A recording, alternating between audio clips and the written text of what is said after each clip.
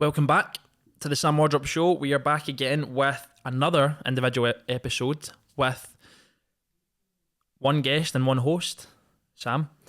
And this one, today I want to talk about why I don't think you should quit your job. Now, again, if you're watching this on YouTube, you'll be able to see this pretty cool extendable arm that I'm using for the microphone, which means I can chill out on this sofa in a pretty relaxed position. Yeah, so today is don't quit your job and the reason I wanted to talk about don't quitting your job is because when I stopped playing football, I got a lot of messages from footballers, but also other people saying, you know what, they don't like what they're doing right now. What would I advise? What would I recommend? So this is a simple 10-step process that I would do before you quit your job. And essentially, I don't think you should quit your job. And the reason for that is going to be in this podcast episode. I'm just taking my shoes off. It's a little bit more comfortable. So, first of all, as always, shout out to G4 Claims for the wonderful studio. Thank you very much. And to the biggest sponsor of the show, as always, the player program and the pre-season program, two of my coaching programs, which the players that are doing them right now are loving them. And it's the perfect time to do them because most players have 4 or 5 weeks off where they can get really stuck in and give it all their focus and get themselves in the best shape in the best shape they'll ever be in, because I know for a fact that if you're a football player, you're not doing all the things in these programs. And when you start doing them, confidence, fitness, power, explosiveness, you'll be sleeping properly, recovering properly, eating well, all of them in the programs. So if you want to check them out, samwardrop.com. Thanks to the sponsor. So, 10 reasons, 10 steps why I don't think you should quit your job. I'm going to actually time this one as well, because I don't want these to be too long, because I am aware it's just me talking. Okay. So, hopefully 15-20 minutes. If you're out for a 15-20 minute run, walk, drive, perfect to listen to this stuff. So step 1, don't quit your job. Okay, so I don't know anyone that has woken up one day and decided to climb Mount Everest, and then the next day they jump on a flight and they go and do it. It doesn't happen. Because the chances are they would fail. They would probably die, they might die, they would probably crash and burn. They just wouldn't be able to do it. Right? You need weeks, maybe months of training. You need to save up a lot of money. You need to have all the correct gear. You need to plan it with precision. And that's why people don't just wake up one morning with an idea and the next day dive in head first without any thought for consequences or how to prepare or what it's actually going to be like. So step 1, I would say, don't quit. Okay, don't just wake up one morning and think, I'm quitting, this is over. Unless you've done a couple of the other steps, which I'm going to talk about. So step 2 is be patient. Okay, and what I mean by be patient is if you know of something that you really want to do, if you know of something that you're really interested in, then start to do that thing alongside your job. So it might be a hobby, it might be an interest. And listen, it's not just all about making money, okay? Your hobby or interest, spend a little bit more time on it, and over time, you might decide, right, okay, this could be something that I turn into a job or a business, or it could be something that I just spend more time doing, and it allows you to find more joy and happiness from whatever it is you're doing in your current role and your current job. And what I would also say is whatever you are doing in your current role, current job, there's going to be skills in that job that if you do them really well, if you actually try and work on them, if you try and improve them, you can use those skills for other things in your life. They're going to be transferable. It could be a timekeeping thing. It could be some sort of software job where you're learning technical skills. It could be some sort of manual job where you're learning physical skills with tools.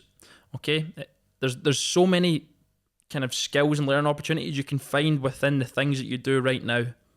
And if you do them well, if you do them with hard work, intensity, and you try and find the joy in them, you'll be able to transfer those skills into whatever it is you really find interesting or whatever it is that is your hobby.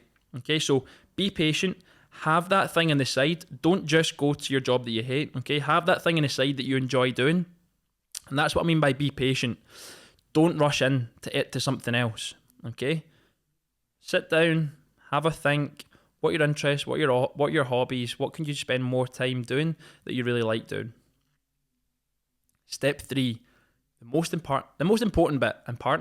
starting to sound Irish. So for me, I live my life based around plans, okay? It's just the kind of person I am. I like to plan stuff. It might not work for you. You might be more of a off-the-cuff type of person who wakes up and just does whatever it is they want to do that day. But I need to plan, okay? It could be a daily plan. It could be a weekly plan, a monthly plan, a longer-term plan, a plan to get, for example, a new project or a new business off the ground and running. All right? It might take a few weeks. It might take a few months. It might take a year or so. But I think there's something good to be said about making a plan. And listen, once you do make the plan, it's not as if everything has to be done by the plan. You might realise that something isn't working, so you change. You might realise that something is working really well, so you lean more into that. So make a plan of action.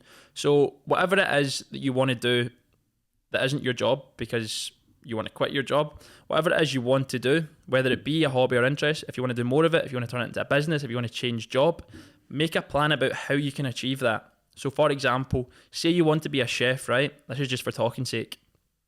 Say you want to be a chef and right now you're working in IT. So you're working in IT, you don't just chuck your job and decide, right, I'm going to find a job as a chef tomorrow, because it's not going to happen unless you're very well connected, okay? Or unless you've been doing these things. So if you write chef down on a bit of paper or in your head, circle it, what things could you do that would make you, 1, a fantastic chef, 2, a better chef, and 3, take you towards achieving the goal of becoming a chef. It might be watch some YouTube videos on specific types of dishes, practice 3 or 4 times a week, making food for your friends, family, or partner, applying to different restaurants, asking if you can shadow people. It might be actually getting some hands-on work experience in different types of restaurants. So what I mean is, how can you become better at the thing you want to start doing? So that could be a type of plan that you make. That could be your plan of action. Now, this could be attached to everything. Say you're a chef and you want to work in IT, you just flip it. You write whatever it is, whatever the IT job it is you want, whatever it is, the tech job that you want. How can you become better at that thing? How can you get closer towards achieving that transition, that goal? Okay. And other thing I would say is, within that plan, you also have to have, this is what I did when I left football, is that I made sure I had a 2 or 3 month cash buffer, where if I earned £0 for 2 or 3 months, I had saved up enough money that I could cover myself in case it all went horribly wrong. All right. 2 months is fine. Even having a month and a half or 2 months is enough to give you that peace of mind. It reduces stress, it reduces anxiety, and it allows you to not, for example, in my line of work, I'm creating programs and that kind of, and coaching players. And if I didn't have any money for 1 or 2 months, I could maybe become really desperate, and that would appear through my marketing, through videos and stuff, constantly asking people to buy things, right? So you don't want to seem desperate, because it doesn't put you in a powerful position. So try and have that cash buffer, make that plan of action, and that's step 3. So step 1, don't quit and then just jump on a flight to Mount Everest to climb it, okay? Because you would fail. Step 2, be patient, work on that side thing. Step 3, make the plan, have the 2 or 3 months cash buffer. Step 4, bide your time. All right, similar to number 2, spend time learning, okay? It might be 3, 6 or 12 months. I didn't realise at the time, but looking back, I probably spent 2 years working on other things outside of football before I was comfortable enough to make the transition. And that wasn't my intention at the beginning. I actually wanted to do something on the side alongside my football, but it got to the point where that changed for me. I started to enjoy the stuff that I was doing outside of football more. Okay, so bide your time. It could take a number of years before you're ready to make that transition. And during that time, make sure you're learning. Okay, it's so important. Learn through teaching methods, but also learn through experiences as well. Go and try different things. Go and shadow people. Ask questions. Send emails. Try and make connections. And yeah, so this is an interesting one. Do what the greats have done. Now, I don't mean, it really depends on what it is you want to do. But from my perspective, it was to grow social media audience, and also to become a really good coach and deliver really good programs for players. And 2 of the things I did was I followed loads and loads of coaches online that were really good football strength and conditioning coaches that gave out football drills, and I studied them, wrote down loads of notes. How could I take what they were given, all the good bits that they were given, and deliver it myself? So that's one side of what I did. And in terms of growing the social media audience, I would follow people who did that successfully and were creating good content. What were they doing? How were they making their videos? Were they using subtitles? What software were they using? What kind of tone? Was it humorous? Was it entertaining? Was it inspiring? Was it motivational? And you learn from, if you slot yourself in behind people who are successful, success leaves a trail and it leaves clues, okay? And I'm not saying be a carbon copy of these people. You have to put your own unique spin on it, and that's what makes you. That's what makes you individual. But whatever it is you want to do or move into, try and slot in behind someone that is doing it already, that's done it well and is successful. You don't have to know this person. Because of social media, you can just slot into this person without them even knowing, okay? That's step number 4. Step number 5, it is not going to be easy. We're 9 minutes in. I hope you're still motivated. It is not going to be easy. And this is one thing I would say, I'm still learning. I don't really know what I'm doing. I'm kind of winging it. I try and lean into the things that are working well, and I'm constantly reviewing. But what I would say is what you move into could be even more difficult than the job you're doing right now, okay? Because let's say you're in a pretty safe and comfortable corporate job. You start at 9, you finish at 5, you have Saturday and Sunday off, and you get paid on the last Friday of every single month, okay? And that's comfortable. You know what's happening. But say you go from that into starting your own business. Suddenly, there is no time to start. There is no time to end. Weekends become weekdays. Weekdays become weekends. You don't get paid on the last day of every single month. Sometimes money comes in. Sometimes money doesn't come in. There's a lot more stress. And in fact, it's more difficult than having that comfortable routine and schedule. Okay, you have to be willing to accept that. And I think a lot of people, if they were to make the transition, would be put off very quickly with the difficulties that come up from doing your own thing. And the fact that, for me, going from having bosses to having no bosses, you might think it's amazing, right? It's really, really cool and you can do whatever you want, which, yes, is true, but it also means you can do absolutely nothing. There is nobody telling you to do anything. Everything relies on you to get done. So you have to be willing to take on that responsibility and that pressure. You have to be quite self-motivated and plan a lot. So that's what I would say. I would say, do realise that the grass isn't always greener. What you move into might not be what it's cracked up to be, okay? It might not be what you think it's going to be like in your head. That's step number 5. It's not going to be easy. Step number 6. When you do make the transition, go all guns blazing. So head first into it. Don't look back. Stick with the values and the passion and the vision you have, because if you listen to any podcast, any entrepreneur, anyone who's gone off and done their own thing, they are like obsessed with it. Okay, and I've listened to a few podcasts recently where people talk about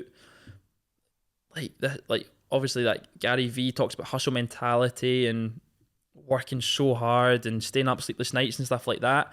And I think it almost went full circle from that being a cool thing to do and what you need to do to it being like not cool and that's not right. You should never do that kind of thing. But honestly, I think somewhere in between is fine. There'll be weeks where you work like a maniac. There'll be times where things calm down, and that's just part and parcel. So go all guns blazing. Don't look back. Give it your all. Give it 100%.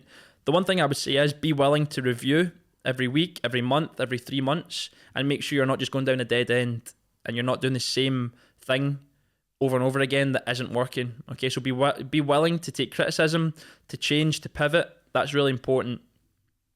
And I'm going to talk about that's also part of step 8. So step 6, go all guns blazing. Give it all you've got passion-wise, but do review as you go. Step number 7, failure. You are going to fail. Whatever you do, whatever you leave, whatever you quit, whatever you go into, you're going to fail. You're going to fail 100%. Okay? But the difference is being willing to accept failure as part of this journey, part of this roller coaster, and whatever it is your next venture is. Because I think from my experience, I've only ran this coaching business for 2 or 3 years, and initially I started working with like general population, so anyone who wanted to get fit, I was like just a general PT, and I realised that wasn't me. That was failing. That wasn't me. I was a football person. I played professional football. I love football. I love turning players into really good athletes and allowing them to realise like how much they can actually get out of their body, and also what they can do out with football as well. What else they can achieve outside of football at the same time as turning themselves into really good athletes and really good players. But you have to be willing to accept things that don't work, failures, and don't see any of them as failures, okay? So although I said you're going to fail, and I've failed with multiple things that I've tried to launch, but I don't actually see it as a failure. If someone says, oh, well, it's not really working, or that didn't work, I'm like, yeah, it didn't work, but look at what I learned from it. I learned, for a start, don't ever do that again, right? But you learn from, honestly, it's true, it's cliche, but you learn from your mistakes, you learn from the failures, and I honestly believe that if you don't see them as failures but see them as learning opportunities, you will succeed in the long term. So step 8, going back to reviewing and pivoting, okay? Similar to what I've just said there about the failure thing, and also the all guns blazing. The exception is be willing to pivot. So whatever it is you do, don't think, okay, everyone's expecting me to commit to this new thing. I'm not allowed to change again. Yes, you can. You can do whatever you want. So say you go and do this job or the new thing, you quit your whatever it was you were doing, you go into this new venture in your life. You can quit. You can just one day wake up and say, you know what, nah, this isn't working, or this isn't for me. I'm going to go back to what I did before, or I'm going to change again. So be willing to pivot and always review so you know if what you're doing is taking you in the right direction. Step number 9. Sorry. What is the worst thing that can happen? What's the worst thing that can happen to you? This is one question I ask myself when I get nervous before I do certain things. For example, I've started doing talks to football teams, and the one question I asked myself, because I was really nervous before, because I've not done a lot of speaking, I'm actually becoming a lot better, a lot more relaxed. As you get more confident, obviously, you realise that the worst thing that can happen isn't even that bad. You maybe forget what you're saying, you maybe take a couple of seconds pause, the slideshow doesn't work, you forget what you were going to say. That's the worst thing that can happen, and that's not that bad.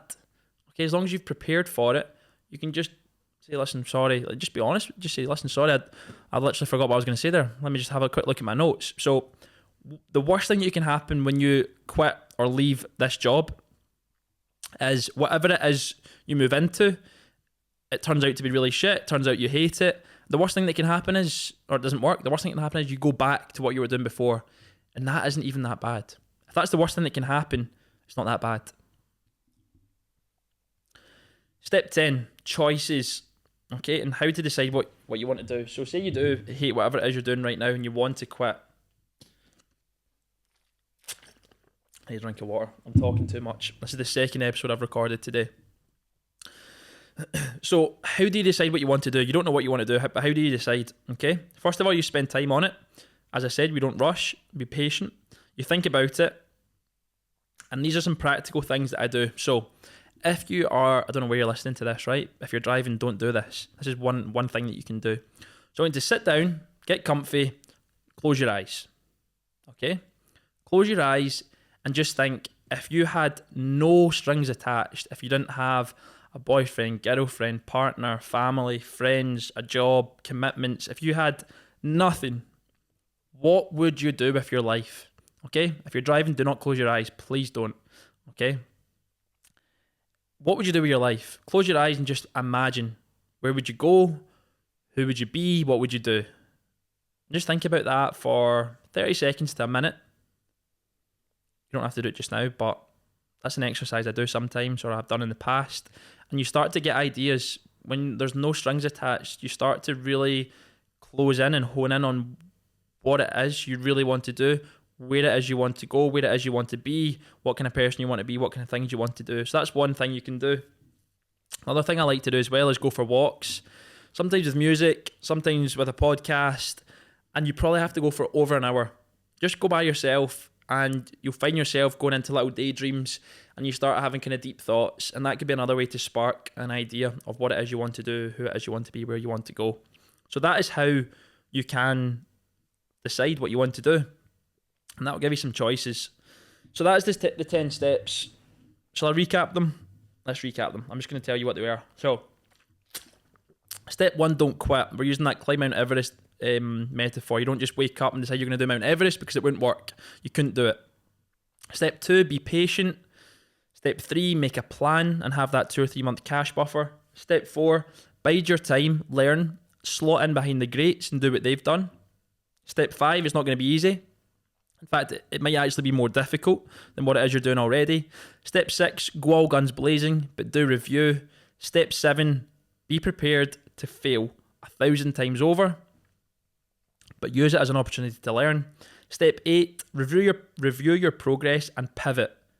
Don't think because you start to do something else that you can't go back to what it is you were doing before. Don't think you're going to be letting people down. It doesn't matter. You're living your own life, okay? So be willing to pivot. Step 9, what is the worst thing that can happen? And step 10, the little close your eyes and dream about what it is you would want to do. Don't do that when you're driving, please. And in the end, for example, when I left football, I took a wage cut. I was leaving my job, my football money at Airdrie, and I was losing money to focus on more of what I wanted to do and spend more time doing the things I wanted to do. And to me, I'm picking time over money, okay? Because it allows me to have more joy, and I can do more of the things I like to do. And when you start to do that's more important. That holds more value to me anyway. And I think in terms of from a financial point of view, if you really, really enjoy what you're doing, if you're really passionate about it, if it's in line with your values, if it's better than the last thing you were doing, you're going to work harder at it, you're going to be more consistent with it, and financially you'll be rewarded for it in the long term. Because it's the same with going to the gym. If you spend 3 weeks going to the gym, nothing's going to happen. If you spend 3 years going to the gym, you're going to be rewarded for your consistency. You're going to see progress. I believe it's the same with following something that is aligned with your values. Okay, and as I said, if it all goes to shit, at least you had some fun. And you can always go back into some corporate job or whatever it is you want to do, whenever really. Okay, but when you're 20 and 30, you've got a bit more freedom, a bit more time, a bit more flexibility. Just don't quit. Don't do an Everest. And that's the end. That's the end of this little Don't Quit Your Job podcast. 21 or 22 minutes, not bad. And before I go, thank you again to G4 Claims. I need to get rid of this dry throat. Thank you to G4 Claims for the studio, as always. And thanks again to the podcast sponsor, pre-season and player program. There are no big name official sponsors for this podcast. So I'm plugging my own stuff because that allows me to do more of these. Thank you for listening, and I won't see you in the next episode. You'll hear from me in the next episode. Goodbye.